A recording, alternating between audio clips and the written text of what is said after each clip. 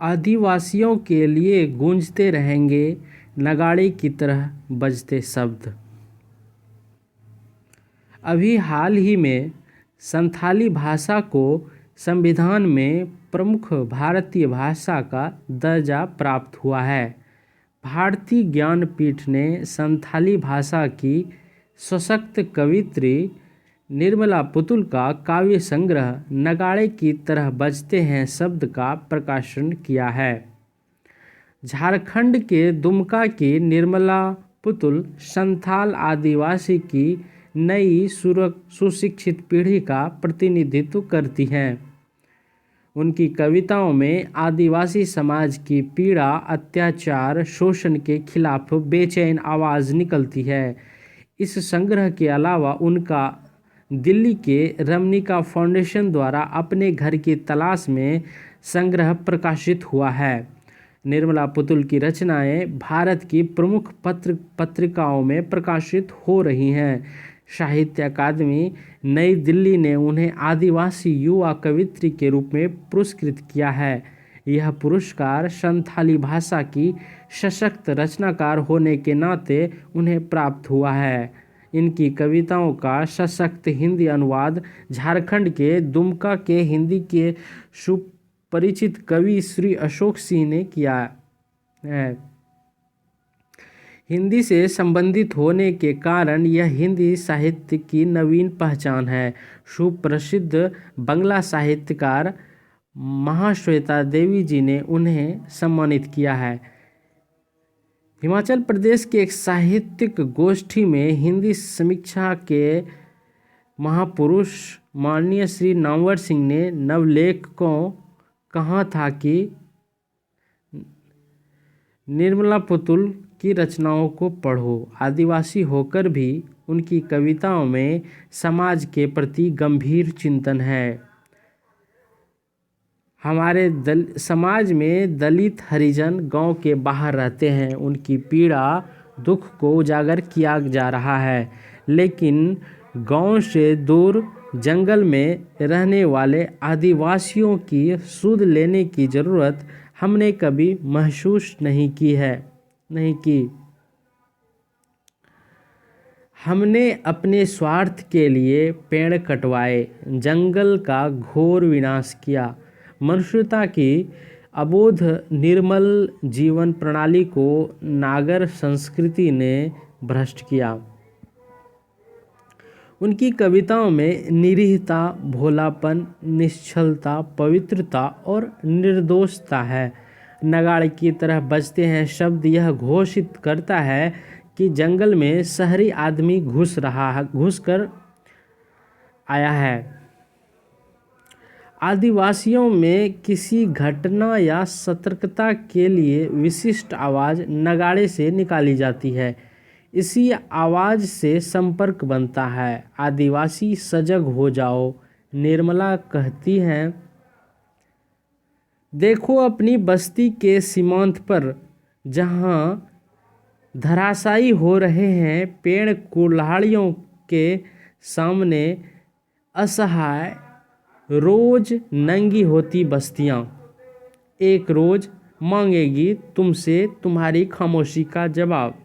सोचो, तुम्हारे पसीने से पुष्ट हुए दाने एक दिन लौटते हैं तुम्हारा मुंह चिढ़ाते हुए तुम्हारे ही बस्ती की दुकान पर।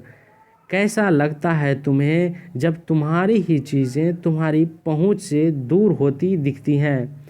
निर्मला का आरोप है कि वे लोग दबे पांव आते हैं आदिवासी संस्कृति में और उनके नृत्य की प्रशंसा करके हमारी हर कला को धरोहर बताते हैं, लेकिन वे सब सौदागर हैं जो जंगल की लकड़ी और आदिवासी कला, संस्कृति, नृत्य का कारोबार चलाते हैं। किताबों से दूर रहकर जंगल पर निर्भर रहने वाला आदिवासी आज रोजी रोटी के लिए बेहाल है। उनके बच्चे शहरों में, गांव में दुकान पर मजदूरी करते हैं और उनकी लड़कियां गाड़ी में लाद कर कोलकाता, नेपाल, दिल्ली की बाज़ार में बिक्री के लिए खड़ी कर दी जाती हैं। संथाल परगना में आदिवासी संस्कृति अब धीरे धीरे नष्ट होती जा रही है। अब आदिवासी के तीर धनुष, मांदल, नगाड़ा, पंछी, बांसुरी संग्रहालय में प्रदर्शन के लिए रखी जा रही हैं। अब उनके हजारों किस्से बच गए हैं जो आदिवासी संगोष्ठी में शहरी लोग बयां करते हैं। कवित्री निर्मला का विद्रोह अपनी कविता में लावा रस की तरह उबाल रहा है। आदिवासी का सवाल यह है कि हमारे बिस्तर पर हमारी बस्ती का बलात्कार करके हमारी ज़मीन पर खड़े होकर हमारी औकात पूछने वाले आप शहरी गांव वाले कौन हैं? कवित्री ने संथाली लड़कियों के बारे में कहा है। इस कविता में आदिवासी नारी का सहज अबोध सौंदर्य का मनोहारी रूप प्रकट किया है। आदिवासी नारी देह का वर्णन करने वाले को वह कहती हैं कि वह निश्चय ही हमारी जमात का खाया पिया आदमी होगा, जो सच्चाई को एक धुंध में लपेटता निर्लज्ज सौदागर है। कवित्री अपने भोले आदिवासी समाज को सचेत करती है, अपनी ज़मीन, जंगल और संस्कृति को बचाए रखने का आह्वान करती हैं। चुड़का सोरेन कविता में आदिवासी बंधु को पूछती हैं कि तुमको वे लोग प्रजातंत्र के दिवस पर दिल्ली के कार्यक्रम में प्रदर्शित करते हैं, लेकिन क्या आपको मालूम है प्रजातंत्र किस चिड़िया का नाम है? जीवन रेखा ट्रस्ट के माध्यम से संथाल आदिवासियों की समाज सेवा करते हुए कवित्री का संपर्क अनेक आदिवासियों के जनजाति से हो रहा है। संथाल आदिवासी की इस सुशिक्षित कवित्री ने समाज शास्त्र का गंभीर अध्ययन किया है।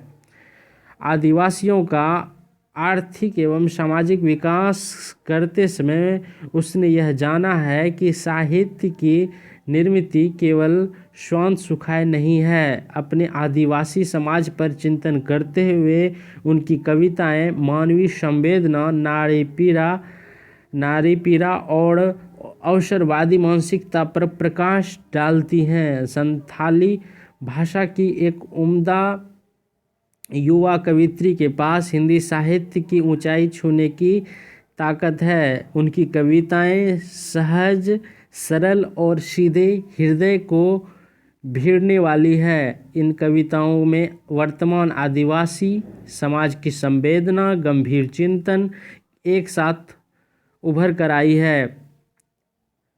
गंभीर चिंतन के साथ उभर कर आई है। उनका भविष्य उज्जवल है।